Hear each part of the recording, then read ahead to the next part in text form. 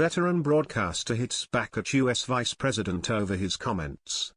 Andrew Neil accused JD Vance of being beneath contempt in a row over the US Vice President's random country jibe. Mr. Vance has sparked a backlash over criticism of a possible European peacekeeping force in Ukraine. In an interview he appeared to downplay the potential of 20,000 troops from some random country that has not fought a war in 30 or 40 years in monitoring any ceasefire.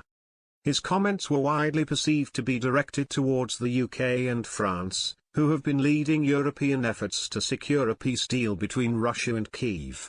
In a post on X, veteran broadcaster Mr. Neil said, JD Vance dismissing Britain as some random country which hasn't fought a war for 30-40 years is beneath contempt. British forces fought alongside US troops in Iraq, twice, and Afghanistan, in recent years. Is he stupid? Or just ignorant? Later on Tuesday, Mr. Vance insisted it was absurdly dishonest to suggest he had been referring to either of the countries. I don't even mention the UK or France in the clip, both of whom have fought bravely alongside the US over the last 20 years, and beyond, he said.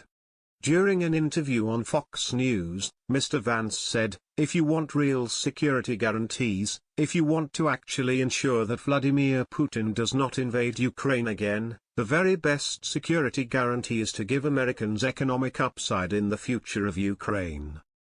That is a way better security guarantee than 20,000 troops from some random country that hasn't fought a war in 20 or 30 years. The US had been set to sign a minerals deal with Kyiv last week, but Ukrainian President Volodymyr Zelensky left the White House empty-handed after a dramatic row in the Oval Office with Mr. Vance and US President Donald Trump. Some UK politicians and ex-personnel reacted furiously to the US Vice President's remarks. Downing Street refused to be drawn on whether Sir Keir Starmer had found the comments insulting or disrespectful, but said he was full of admiration for all British troops who have served, for instance in Iraq and Afghanistan.